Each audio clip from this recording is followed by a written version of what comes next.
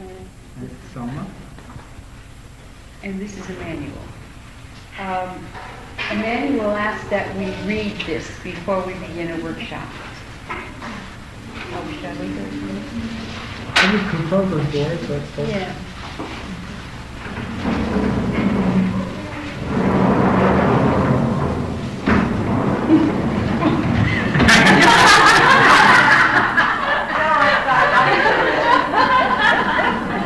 I've seen this movie before.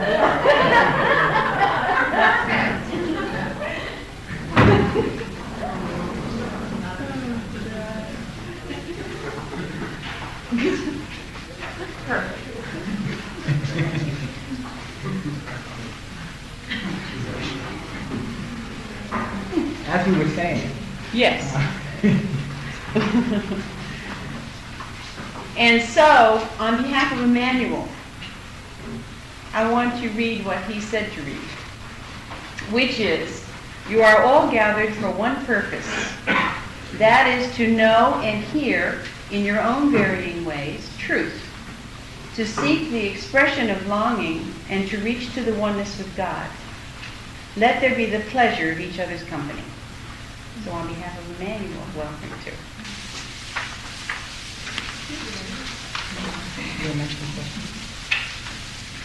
If you haven't already written a question for Emmanuel, please do so. There are blank cards up here. There's pencils in the room. You might write a question which would be of interest to everyone, if possible. And sign your name if you would like to ask it yourself, and leave it anonymous if you would like me to read it for you. We're going to begin by getting in tune with each other and with the energy. By singing, by chanting a mantra. And it's been said that 90% of any kind of singing is listening. So we're going to start with just listening. I'm going to make a sound with this box. It's called a Shruti box. It makes tones, that makes it move. And just listen to the sound. Let it come into you. You can close your eyes, sit back, let the sound come into you, and try to feel where that sound is in your body. Okay? Shruti. That means state of the sound.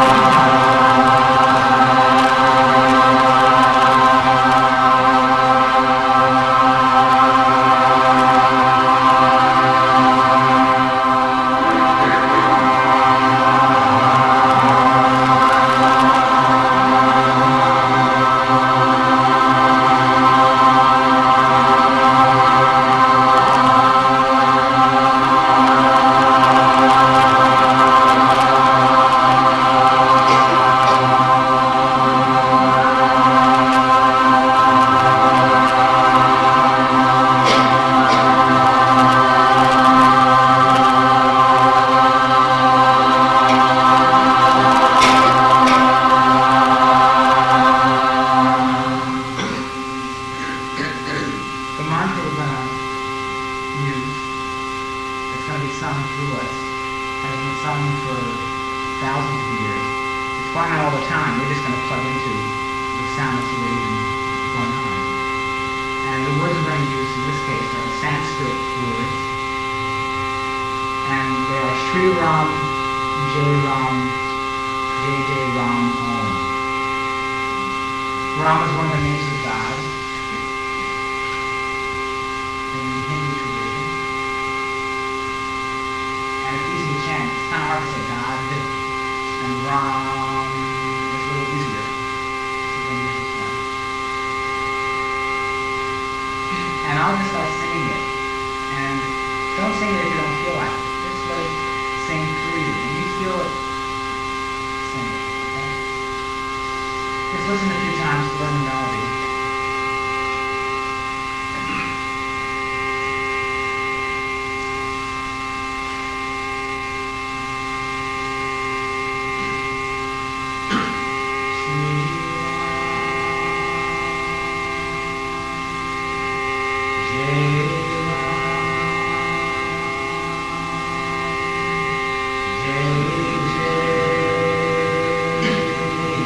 Ram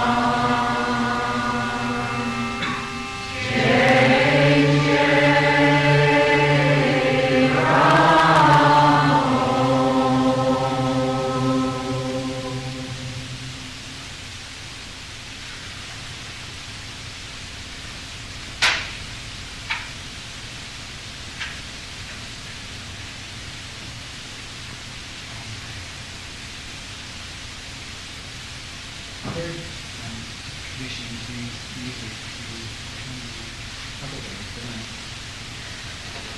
sing around. We'll sing a simple one today in two parts. And during this weekend, on Sunday, we'll do a lot louder. And some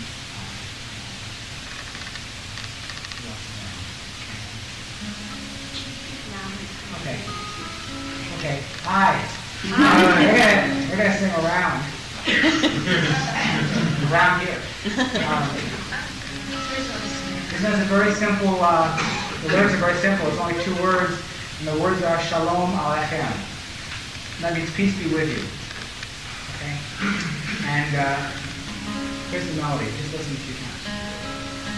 And there's a dance list we'll do probably later or tomorrow. Shalom Aleichem, Shalom Aleichem, Shalom, Shalom,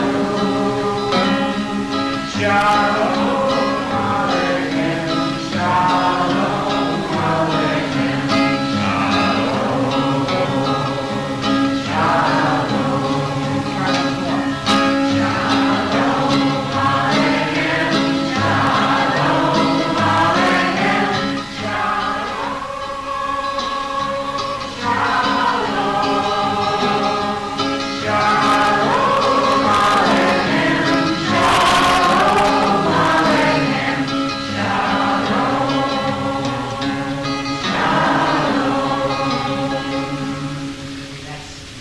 We're going to divide in half, right? Just right through here, okay? All right, you're on that side. Okay, you're on this side. Oh, no, everybody shift. Okay, you're on that side, and you're on this side, all right? Okay. We're going to start over here. Okay. And then over here. Okay, got the idea? Doing the same thing but out of phase. And as they stack up, the harmony sounds real nice. Practice a couple more times. Okay.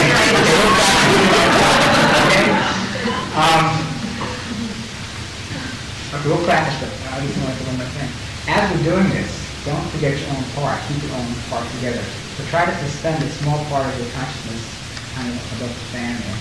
And listen to the whole overall sound. But don't do that if you're going to lose your own part.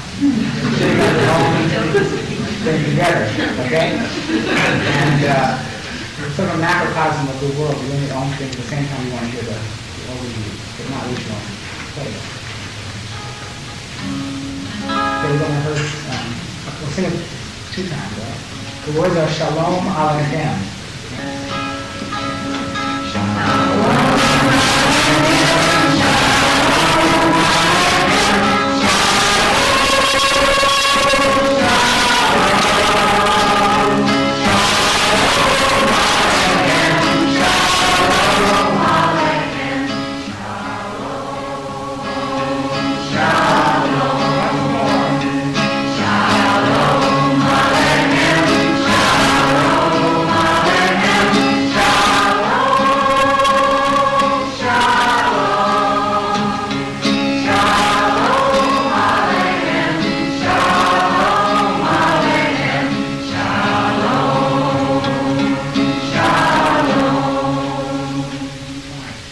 Last time, finish out your own, the whole thing, of your phrase, and then we'll sing it again in unison the last time. Okay? So we're going to start over here, and I'll switch back. Now group 2, don't come in until I give you the number, right? And group 1, keep going. Well, these folks know it, kind of. So group 2, watch them, okay?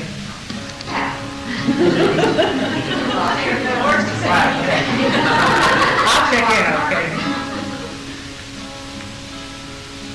Ready? Here we go.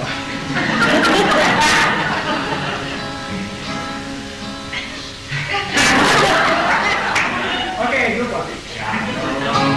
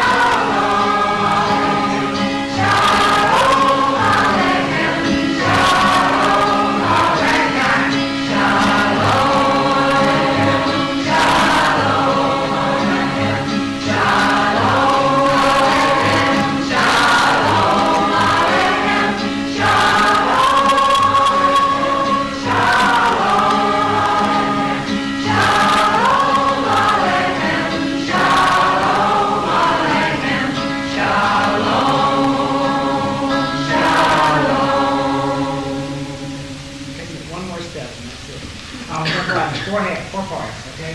Sort of, see that the beginning of that blue thing, optimal thing, so capture it there.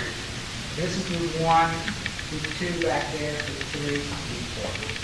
Okay, going like this.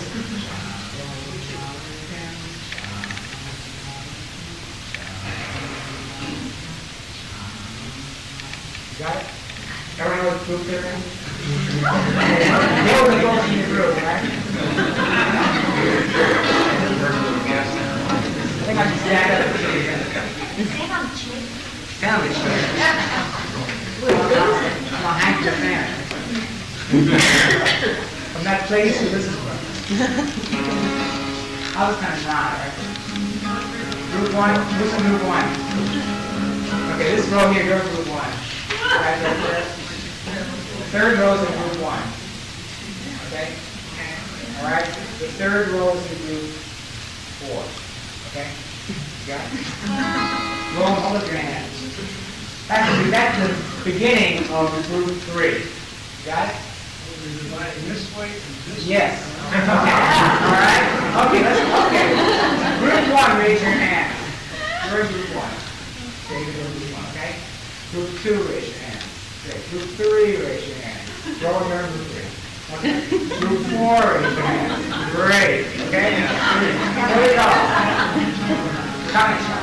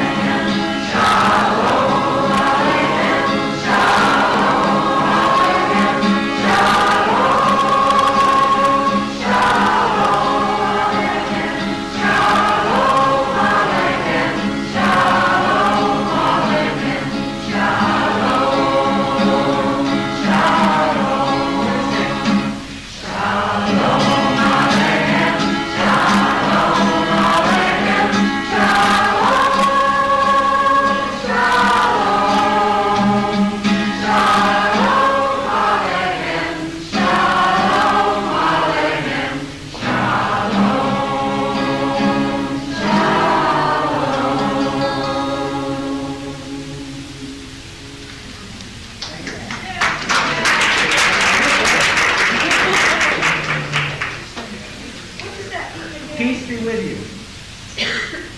It's a common greeting in many countries. They don't say, hi, how you doing? They say, peace be with you. They don't care how you're doing. Where's what you're doing?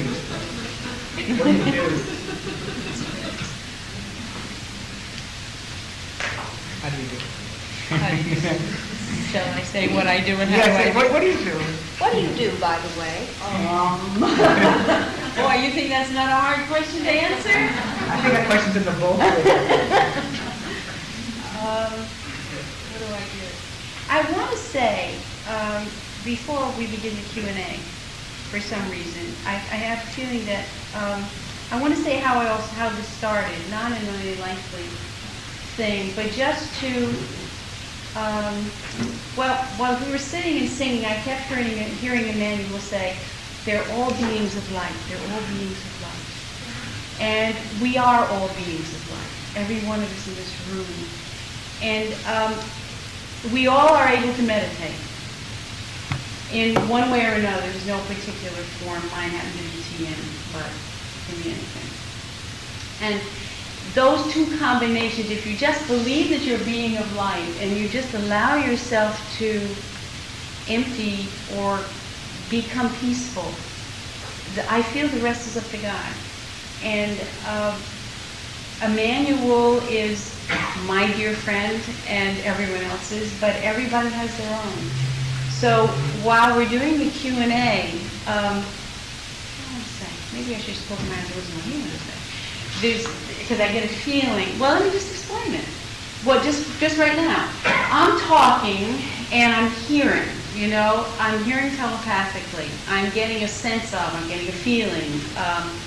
It's nothing that I would physically say, hey, somebody tap me on the shoulder, but somebody tap me on the shoulder, And so it's like being sensitive, learning to be sensitive of the other worlds around us and of our own expanded reality and of the spirits who are there and the loving, beautiful universe that really is our home. I want to be quiet and see if he wants to say anything more. While we're talking, Emmanuel and I, you'll hear my voice and you'll receive his thoughts and his vocabulary. If I'm able to really empty myself enough, sometimes I'm not, and then you get my vocabulary, but you'll be able to tell the difference. Each one of you will reverberate your own way to his consciousness. I want to say his energy, only that's become kind of a buzzword, but you know what I mean. He's who he is, which is really who we are in an expanded area. It isn't that I leave my body to meet him or that he leaves his consciousness to meet me. It's that we come together in a oneness, or as close to a oneness as I'm able to get, and I'm getting better at it. I'm sensing Emmanuel around me right now. There are also a lot of other beings of light in this room, and I'm sure you know it. You know it, but you don't believe it, I heard. There's a difference. It's very difficult to believe what we know. These are Emmanuel's thoughts, my words right now. And the trick is, he's saying, all right, I'm just going to go here. The trick is, if you will forgive this rather catchy word he's saying, is to decide once and for all, and this deciding once and for all will have to be done many, many times a day, that you will believe what you know, and you will trust what you feel, and you will follow what you hear. And he's saying you are all indeed beings of light, of brilliance and beauty far beyond what you could possibly comprehend. Oh, you look in your mirrors often enough, I dare say. But what are you looking for? What are you seeking for as you look? Are you willing and able to see the light? Are you willing and able to perceive your beauty? Or are you still so bound by the upbringing that says, no, vanity is anti-God. Self-love is egotism. Oh, I could go on and on. You know them all very well. What I am here to say to you is quite the opposite. I am here to untie the knots, to loosen the chains, and to set you free to love the world and God, of course, but first yourselves. For one cannot love. It is a divine law that one cannot love another more than they love themselves. I charge you with this for our time here together, that you see yourselves with at least the same kindness that you see a rose, that you believe in yourself at least as sincerely as you do the sun that rises in the morning, that you hear your sweetness with half the eagerness that you listen to the song of a bird.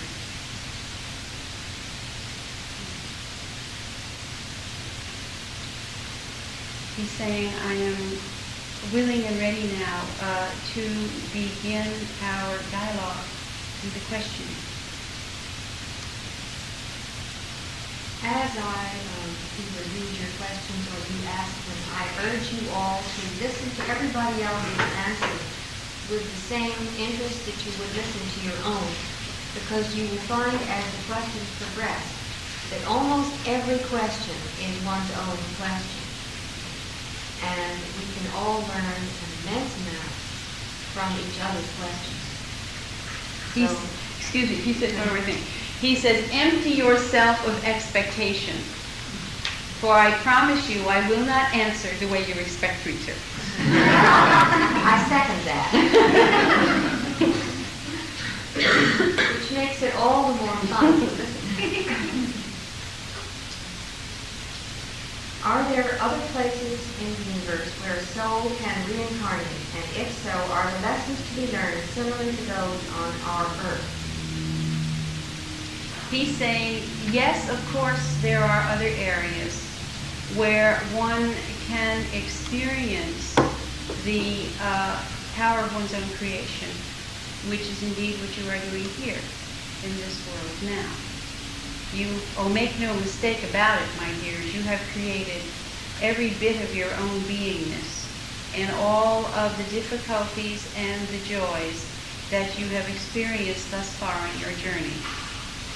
Are these other areas quite like this one? No, I dare say not.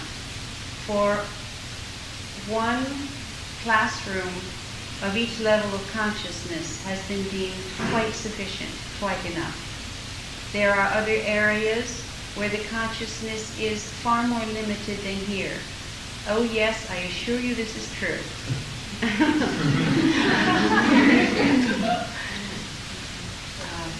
I got into that one,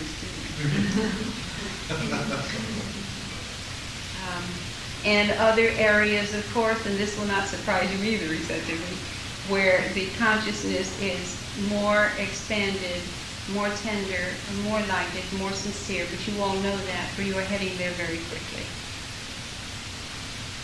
There's more to that. I cannot begin to describe the atmosphere to you. You must use your own creative imagination for that. And do not be amazed if you are able to visualize in quite some detail these other areas, these other abodes of learning. For I dare say you all have been other places than here, and you will continue to progress to other areas of consciousness where wars do not exist, and he's saying where the bottle law is not necessary.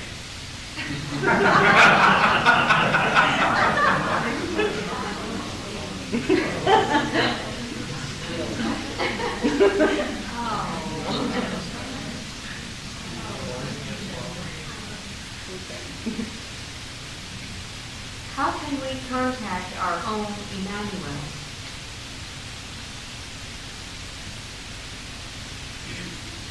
He says, first he said, I thought you'd never ask. I have to say what he says. I can't censor because nothing else comes true until I say it. We abound, we who are no longer chained to your human physical reality as you perceive it, and yet still touched by love and compassion for the beauty that exists, for the struggle to become free, for the longing to know and to touch the oneness of God. How could we not hear such a call for peace and love and guidance? We would have to be both deaf and dumb, and we are not. For in your human world, one of the greatest experiences that presents itself to you, and as you evolve more and more becomes more clearly evident, is your ability to see and to hear others, to empathize, to touch, to serve, to love, to cherish, and never to possess. And therefore we guide you We do not possess you. We cherish you, but we do not harness you in any way. How can we be found? By a process of elimination of what you believe you need to be in order to perceive light and truth. Again, I address misconceptions.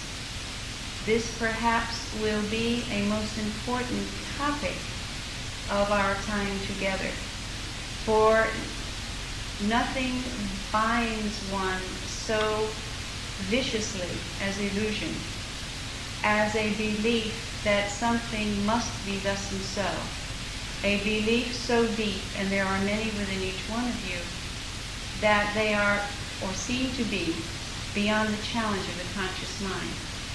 You are all courageous. I say this not in a careless generalization, but because I see you all in your struggle and in your life. And yet, within each one of you, there are those beliefs, those structures that bind you very closely to the physical reality in which you now exist. It was never meant to be your prison, but only your schoolroom, my dears. It was never meant to bind you, but only to instruct you. Wherever you feel a limitation, hold that limitation clearly under the brilliant light of self-awareness, and that limitation will transform itself simply by being seen with openness and without judgment. Of course, there is pain in your world. Why would you not hurt, knowing full well that your place is here in the world of light and truth and love, and finding yourself bound in the world in which you now exist? Oh, I do not mean to be morbid. Your world is a pleasant enough place, I suppose. But once the learning has taken place, once the awareness has expanded beyond, once your mind is ready to say and willing to say, but what of this and what of that? And is this all, and shouldn't there be more? And don't you believe we should reach beyond here and go there? Then it's time, certainly, when the pains of the binding to what you have been taught needs to then be noticed. For often enough, and you all will bear me out on this, one simply is not aware that learning is necessary until one hurts, sometimes a great deal. And all along, we are with you. No one walks alone. Each soul in human form has a soul in light walking with them. Oh yes, hand in hand. Does this seem too good to be true? I assure you it's not. The moment that you allow yourselves to sit in silence, to quiet your busy mind that is looking for this and that to address, to alter, to somehow give it a feeling of importance and worthiness. Once you allow that part of you to sit quietly on a shelf, somewhere in the room perhaps, for it is indeed necessary, and yet certainly an interference when one goes to the higher or the deeper or the broader levels of consciousness. Once that mind is silenced, then we appear. We do not have to be bidden, my dears. We are here all along. It's simply we need to be allowed. You need to give yourselves deep and profound and eternal permission, loving permission, to begin to perceive who you are and who you are with. How can you find your own guidance? By loving yourself, by allowing that love to convince you of your worthiness to be in such exalted company. I have a feeling he's smiling when he's saying that. And to welcome into your limited human conceptions the reality, oh yes, I say the reality of your light, of your beauty, of your truth, and of your connection, one with the other in this room, one with the other with us in spirit, and all of us at one with God. One with one. Is God to be found by praying unceasingly or in silence and stillness? God is to be found anywhere, at any time, that you choose to turn and look in the mirror and greet yourself with love.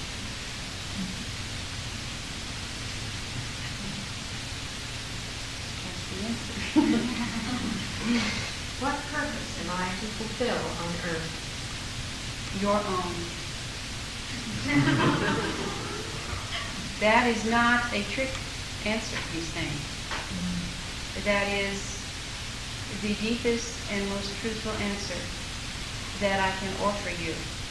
Your tasks as beings of light is to find that light and to set it free. Set it free to do what, you might ask? But your soul does not ask that question. Only your mind. And your mind could not possibly conceive the answer now anyway. When the question no longer needs to be asked, it will be answered.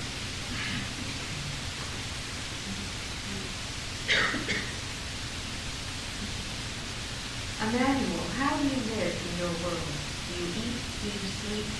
How do you get around? Are the beings of your world male and female? I have to get myself out of the way because I'd like to know that too.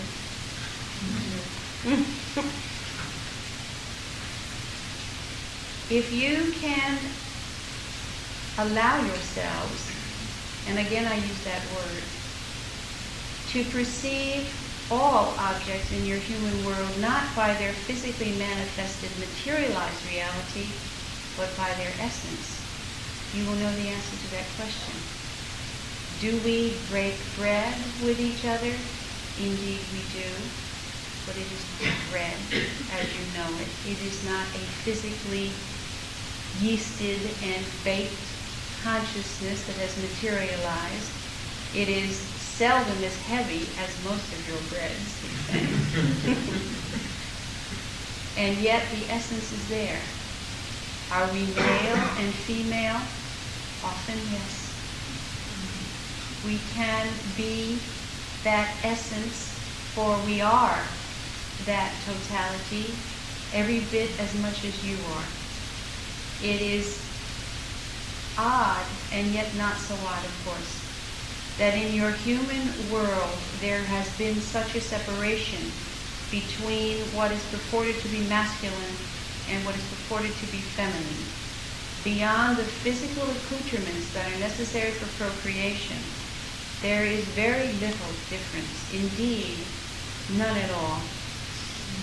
If culture were allowed to simmer down and to rest, then what would arise out of that quietness would be an androgynous and yet completely sexually functioning society.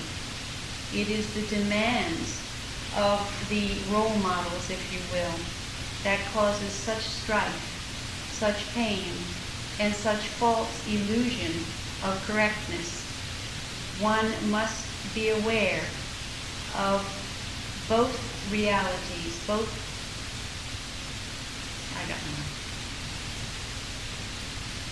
elements in their own human beingness. And then again, you will perceive how we in spirit at times can function in what humanly would be termed a masculine manner and what would humanly be termed a feminine manner. It is all very beautiful here, my dears, for there is less restriction, but always form. Form not as you see it, but as your inner consciousness perceives it. It would be an excellent and amusing and enlightening practice to perceive things not as you see them, but as you know them to be. You might take a moment now, before my dear friend Judith asks another question, to close your eyes. I urge you to do this, and to perceive your chairs that you are sitting on. Perceive them not in the form that you have seen them or that you know them to be, but in quite a different manner, unique to each one of you.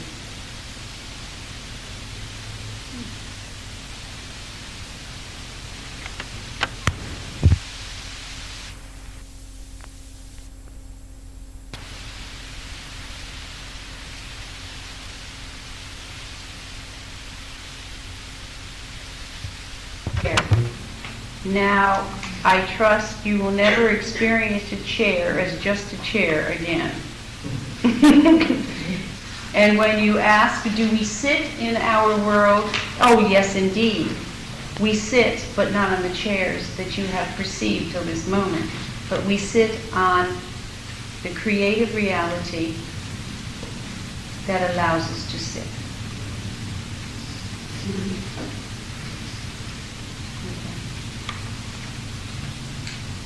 What do you feel about the validity of Christianity? Is it stimulating or stifling spiritual growth? That all depends on the student. It all depends on who is partaking of Christianity. Nothing, no truth, when it is perceived in its truth, would ever stifle anyone. And there is a great deal of beauty and truth in the original form of Christianity. There's more of that. Much as there is in the original form of any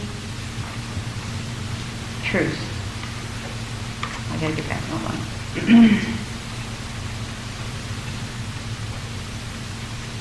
What is stifling is the fear that caused humankind to structure so rigidly the reality of God that cannot be contained in any structure. What is liberating, what is fulfilling, what is instructing, what is uplifting in Christianity is simply the truth of its reality. Wherever you feel yourself being stifled, move away, but not too far. The first step back needs also to be a step within. For there may be truth to the stifling, but I tell you, my dears, nothing has the power to stifle you. It is only that you use stifling in order to give yourself purpose or reason or allow yourself to move on. You do not have to do that. You do not need the stifling.